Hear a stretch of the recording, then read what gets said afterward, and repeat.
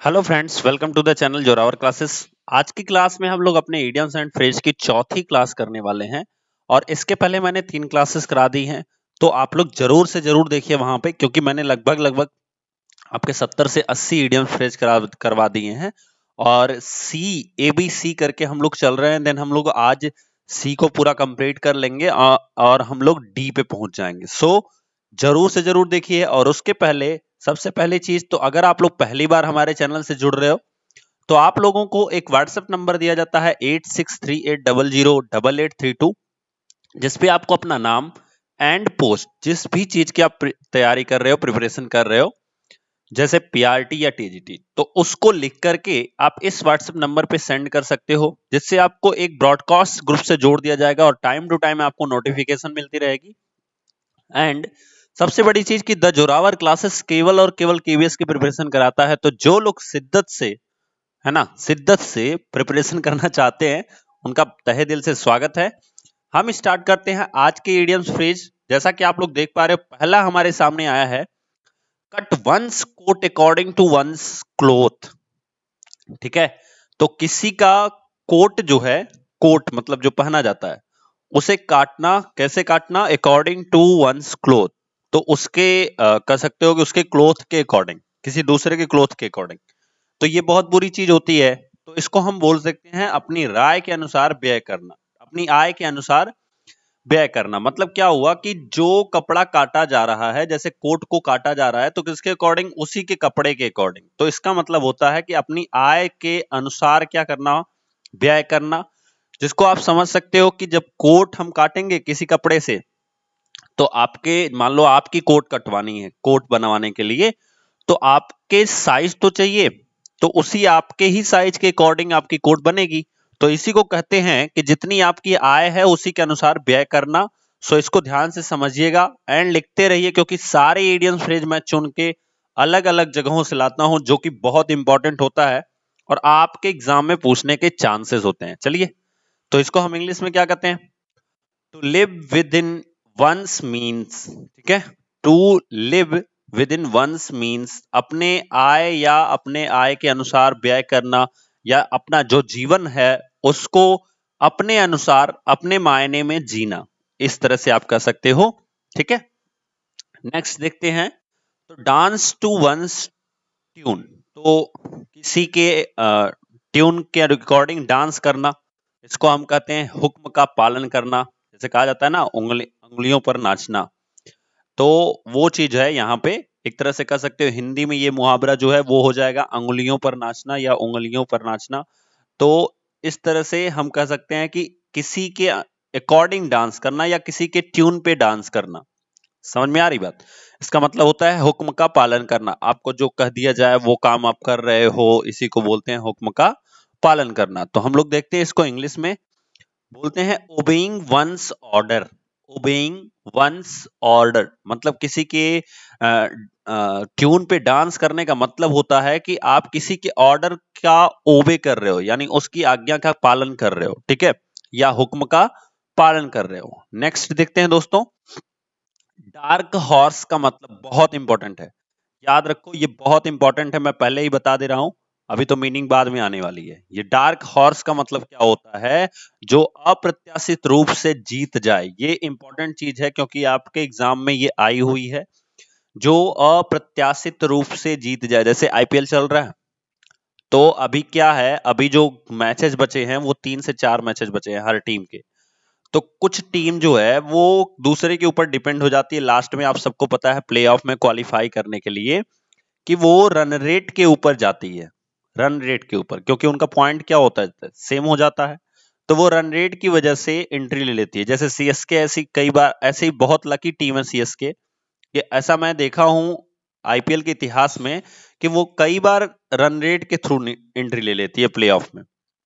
तो यही चीज है कि जो अप्रत्याशित रूप से, मतलब इनकी कभी आशा नहीं की गई थी कि ये जीत के अंदर चले जाएंगे। समझ रहे हो, मैं किसी को ठेस नहीं पहुंचा रहा हूं, जितने सीएसके के फैन हैं उनको कोई ठेस नहीं पहुंचा, बस अब बता रहा हूं मैं कि जो अप्रत्याशित रूप से जीत जाए उसे कहते हैं डार्क हॉर्स। इंग्लिश में क्या कहते हैं, वन हु विन्स अनएक्सपेक्टेडली। ठीक है, जो अनएक्सपेक्टेड तरीके से क्या हो जाए, जीत जाए, उसे हम बोलते हैं अप्रत्याशित रूप से जीत जाए। तो काफी इंपॉर्टेंट है, इसको लिख लो, क्योंकि ये टीम के ऊपर ही बना के पूछेंगे सब, तो इसीलिए ये बहुत ज्यादा इंपॉर्टेंट है। ठीक है, चलिए नेक्स्ट। तो हमारे सामने चौथा आता है डेड लेटर। कितना खतरनाक चीज है ना। तो इसको क्या कहते हैं, इसको कहते हैं कानून जो कभी लागू हुआ था। ऐसा कानून जो क्या हुआ था, कभी लागू हुआ था, उसे हम क्या बोलते हैं, डेड लेटर बोलते हैं।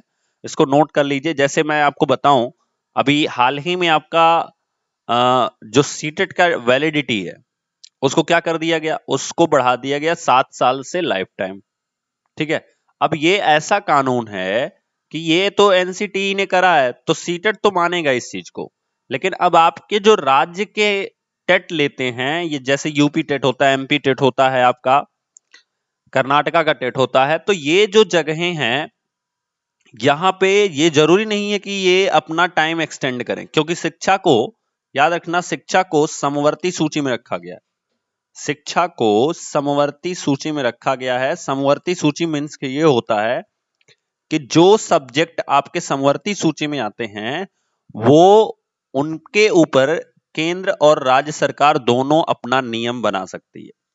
तो केंद्र से तो नियम बन गया, चलो एनसीटीई ने बना दिया, लेकिन जरूरी नहीं है कि जो स्टेट हैं, जो स्टेट के टेट होते हैं, जरूरी नहीं है कि इस चीज को फॉलो करें। इसीलिए अगर आप लोग स्टेट टेट के लिए आपके अगल बगल कोई लोग हैं तो उनको ये चीज क्लियर कर दीजिएगा, बिकॉज आप प्रिपरेशन कर रहे हो केबीएस के दिन, आपके पास काफी नॉलेज होनी चाहिए कि ये जो चीजें हैं ये एक तरह से डेड लेटर है। कानून जो कभी लागू हुआ था, ये जरूरी नहीं है कि ये कानून हर जगह लागू हो जाए। ठीक है, तो ये कानून जो 7 साल का था, ये कभी लागू हुआ था, ये हम कह सकते हैं ये एक डेड लेटर है। ठीक है, तो इसी तरह से आप ध्यान दीजिएगा, जैसे बीएड वालों को एनसीटी ने लास्ट ईयर शामिल किया था, तो एक तरह से कह सकते हो कि ये भी कानून लागू हुआ है ना। और इसके पहले डीएलएड वाले पहले से थे, या डीएड वाले, या जो भी जेबीटी करते हैं वो लोग पहले से थे, तो वो कानून क्या हुआ था, लागू हुआ था। ठीक है, चलिए नेक्स्ट देखते हैं। तो हमारे सामने आता है, इसको हम इंग्लिश में कहेंगे लॉ और ordinance that is no longer enforced. ठीक है, जो अब बहुत ज्यादा देर तक इनफोर्स में नहीं रहा, जो जैसा कि एग्जांपल मैंने बताया कि ये 7 साल वाला, ये अब इनफोर्स में नहीं रहा। ठीक है, नेक्स्ट डोमेसिल शॉर्ट्स। तो इसका मतलब क्या होता है, इसका मतलब होता है सिर पर मंडराता खतरा। ठीक है, शॉर्ट्स से आप अंदाजा लगा सकते हो कि ये खतरे के ही या किसी तरह से नेगेटिव चीजों की ही बात करेगा। तो आप जो शॉर्ट्स हो गया, इससे आप अंदाजा लगा सकते हो सिर पर मंडराता खतरा। आप ध्यान दीजिएगा इस चीज को। तो इसको हम कह सकते हैं इंग्लिश में कांस्टेंट थ्रीट। कांस्टेंट थ्रीट, इसको हम बोलेंगे कांस्टेंट थ्रीट। नेक्स्ट देखते हैं, ये बहुत इंपॉर्टेंट है, die a dog's death. Die a dog's death, इसको अगर तुम इसका हिंदी में मतलब निकालोगे तो होगा कुत्ते की मौत मरना। ठीक है, बट इसको क्या कहते हैं, लज्जाजनक मौत मरना। ये जो कुत्ते की मौत मरना है, बड़ा अच्छा डायलॉग होता है किसमें, ठीक है भैया, ये डायलॉग कहाँ होता है, ये डायलॉग होता है आपके मूवीज में, मूवीज में। ठीक है, तो ऐसा ना करना पड़े ये डायलॉग बोलना पड़े, लज्जाजनक मौत मरना, डाई ए डॉग्स डेथ, इसको बोलेंगे to die shameful death. To die shameful death. चलिए नेक्स्ट देखते हैं, डाई इन द मैनेजर। ठीक है, इसको क्या बोलेंगे, जो दूसरों को उस सुख का भोग करने नहीं देता है जो उसके किसी काम का नहीं है। मतलब एक आदमी है जो क्या करता है कि वो किसी से काम करवाना चाहता है, लेकिन वो क्या करता है कि वो उस इंसान से, अगर वो इंसान काम नहीं कर रहा, जैसे मान लो दो बंदे हैं, ठीक है, ये हो गया हमारा ए वाला और एक बंदा है बी वाला। ठीक है, ये जो ए वाला है ये इससे काम करवाना चाहता है बी वाले से, लेकिन बी वाला क्या कर दे रहा है, मना कर दे रहा है। तो इसको ये सही से रहने नहीं देगा। ठीक है, इसको सुख नहीं भोगने देगा, क्योंकि ये क्या कर रहा है, ये किसी काम का नहीं है, इसके ए के किसी काम का नहीं है, तो ए इसको क्या करेगा, हमेशा डिस्टर्ब करेगा। ठीक है, तो यही चीज यहां पे लिखी गई है कि डाई इन द मैनेज का मतलब होता है जो दूसरों को उस सुख का भोग करने नहीं देता है जो उसके किसी काम का नहीं है। बहुत इंपॉर्टेंट है और बहुत खतरनाक है। ये अगर सोचोगे नहीं, समझोगे नहीं, तो ये आपको समझ में ही नहीं आने वाला। और ये बहुत सीधा सीधा है, ये दे देगा आपके एग्जाम में रख के किसी सेंटेंस के बीच में, तो दिक्कत होगी। तो इसको कहते हैं a person who prevents other from enjoying what he can not. ठीक है, तो इस तरह से हम इसको नेक्स्ट देखते हैं। हमारा डंकीज ईयर बड़ा इंपॉर्टेंट है। डंकीज ईयर ध्यान से आप लोग नोट करा करिए, जैसे मैं बोलूं इंपॉर्टेंट है। ठीक है, तो हमारे पास हो जाएगा डंकीज ईयर को हिंदी में कहेंगे काफी समय बाद एंड अ लॉन्ग टाइम। अब कैसे कनेक्ट करा सकते हो? डंकी यानी जो गधे होते हैं वो काफी स्लो होते हैं। क्या होते हैं? स्लो होते हैं। तो जब धीरे धीरे चलेंगे तो वो बहुत देर बाद या बहुत सालों बाद कभी दिखाई देंगे। तो काफी समय बाद, आफ्टर लॉन्ग टाइम, इस तरह से आप कह सकते हो। And draw a line. Draw a line का मतलब क्या होता है? मर्यादा तय करना। मतलब हमने एक लिमिट लगा दी है, एक सीमा बना दी है, इस तरह से इसको बोलते हैं हम ड्रॉ अ लाइन, मर्यादा तय करना। क्या बोलेंगे? सेट अ लिमिट, क्योंकि मैंने समझाया भी।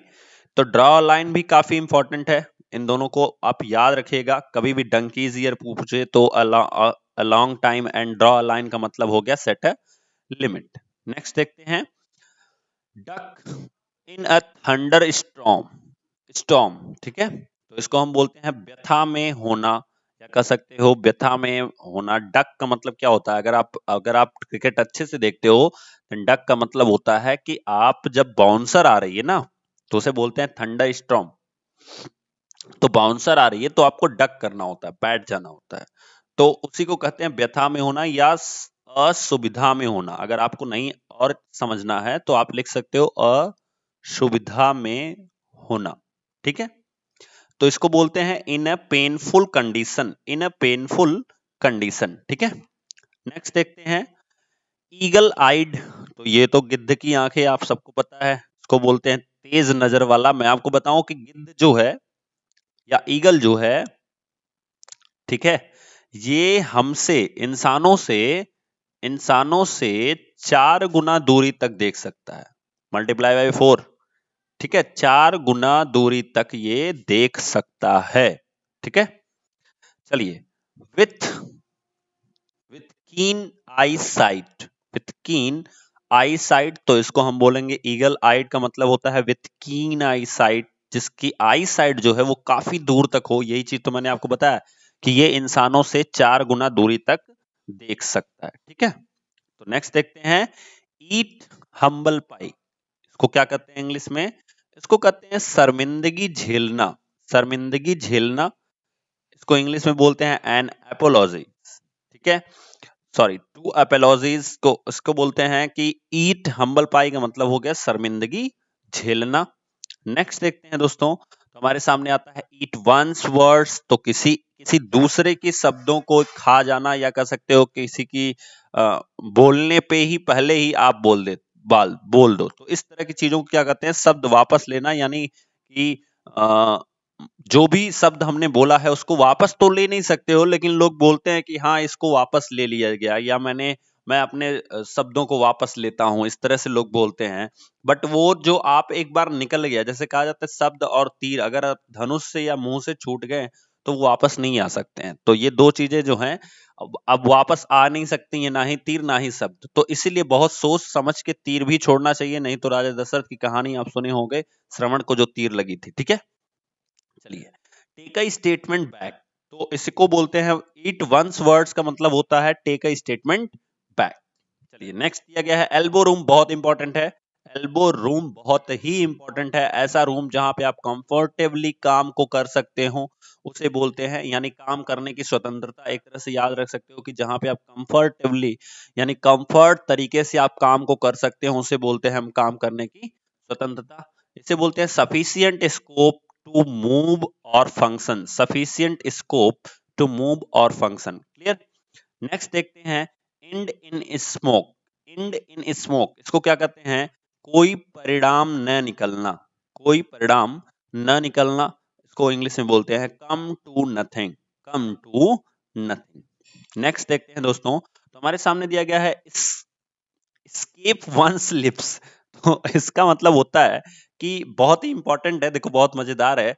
तो किसी के बात को क्या करना, पकड़ लेना, या कह सकते हो कि किसी को बोलने की आजादी ना देना, इस तरह से सेंस होता है। या कह सकते हो कि बोल जाना। एस्केप का मतलब होता है, एस्केप वेलोसिटी के बारे में अगर आप फिजिक्स पढ़ोगे तो आप बहुत अच्छे से पढ़ोगे। एस्केप वेलोसिटी की वैल्यू होती है 11.2 किलोमीटर पर सेकेंड। अगर इस वेलोसिटी से हम किसी भी ऑब्जेक्ट को फेंक दें, ठीक है, किसी भी ऑब्जेक्ट को फेंक दें, तो वो एस्केप कर जाएगी, या कह सकते हो स्पेस में चली जाएगी। वो हमारे ग्रेविटी को, यानी मान लो हमारी ये अर्थ है, तो इसकी ये ग्रेविटी का जो एरिया है, या कह सकते हो ग्रेविटी फील्ड जो है इसकी यहां तक है। तो अगर हम अर्थ से किसी भी ऑब्जेक्ट को 11.2 किलोमीटर पर सेकंड की स्पीड से फेंक दें, तो ये इस ग्रेविटी के एरिया को पार करके स्पेस में चली जाएगी।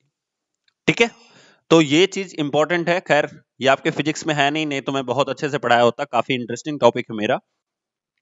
चलिए, स्पीक अनइंटेंसिवली मतलब आप बिना सोचे समझे बोल देना, बिना किसी इंटेंशन के बोल देना, इसको बोलते हैं स्पीक अनइंटेंशनली। ठीक है, चलिए नेक्स्ट देखते हैं फैबियन पॉलिसी। फैबियन पॉलिसी का मतलब क्या होता है? होता है सावधानी पूर्ण मंद गति नीति, यानी धीरे धीरे जो पॉलिसी आपकी उसके धीरे धीरे चलना, या कह सकते हो कि उसमें जल्दीबाजी नहीं करना। ये बहुत इंपॉर्टेंट है फैबियन पॉलिसी, याद रखना इसको भी। मैं इतनी इंपॉर्टेंट चीजें लाके दे रहा हूं दोस्तों, अगर आप लोग नोट्स बना लो ना तो आपके 2 नंबर तो फिक्स हैं, क्योंकि एक तो जनरल पार्ट में आएगा, एक मेंस पार्ट में आएगा। 2 नंबर आपके इडियम फ्रेज से फिक्स हैं। ठीक है, और बिल्कुल परेशान ना हो, थोड़ा सब्र करो। बहुत सारे लोग हैं जो नहीं देखते हैं, तो ठीक है भैया, आप आधी अधूरी नॉलेज लेना चाहते हो तो आधी अधूरी नॉलेज लो। ठीक है, अब जैसे कहा जाता है ना कि स्वर्ग में मरने के बाद सब जाना चाहते हैं, लेकिन मरना कोई नहीं चाहता है। तो वही हालत है कि भैया आपको स्वर्ग में तभी जा सकते हो जब सबसे पहले क्या होगा, मरना पड़ेगा। जॉब तभी मिलेगी जब पहले मेहनत करना पड़ेगा, सीधी बात है। ठीक है, चलो, तो इसको बोलते हैं डेलिबरेट स्लो पॉलिसी। ठीक है, धीरे वाली जो पॉलिसी होती है, मैंने आपको समझाया भी। फेयर एंड स्क्वायर बड़ा बहुत इंपॉर्टेंट है, ये बहुत बहुत बहुत इंपॉर्टेंट है, इसको नोट करना। निष्पक्ष रूप से, फेयर एंड स्क्वायर का मतलब होता है निष्पक्ष रूप से। इसको इंग्लिश में बोलते हैं इन ऑनेस्ट वे, यानी एक ईमानदारी तरीके से, इसको फेयर एंड स्क्वायर को बोलते हैं।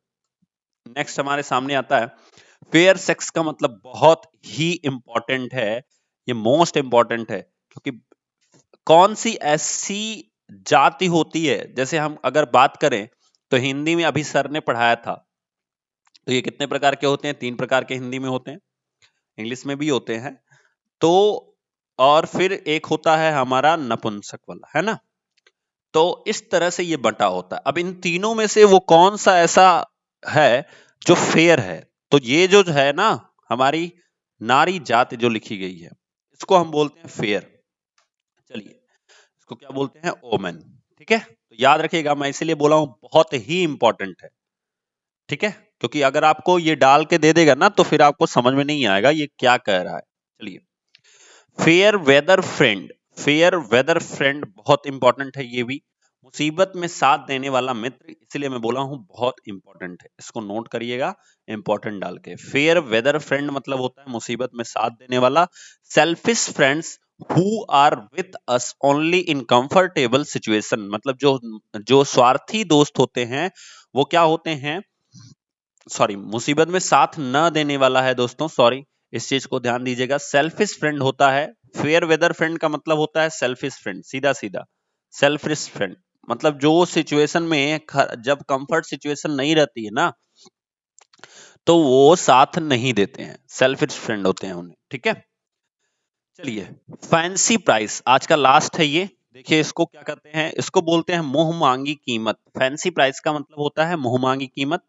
बोलते हैं इसको at any cost. Fancy price का मतलब होता है एट एनी कॉस्ट। ठीक है, इज इट क्लियर? चलिए नेक्स्ट हम अपना देखते हैं एक्सरसाइज आज की।